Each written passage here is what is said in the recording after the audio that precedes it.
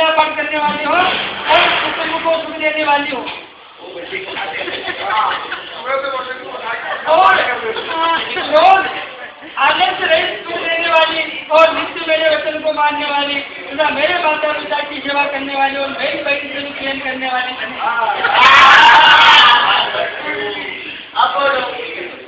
यदि तू ऐसे सर्वगुणों से श्रेष्ठ बनी रही तो मैं भी पूर्वोक्त नियमानुसार तेरा पालन करूंगा और ज्ञान यानी बाद में शराबी के स्थान में दूसरों के गला में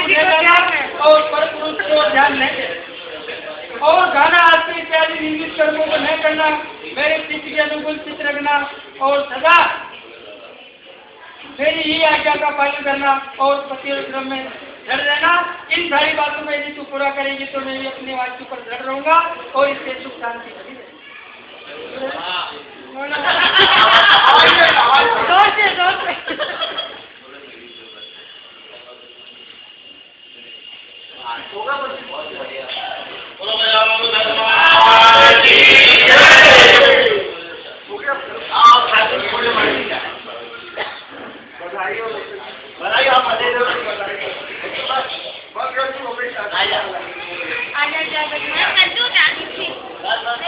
आजा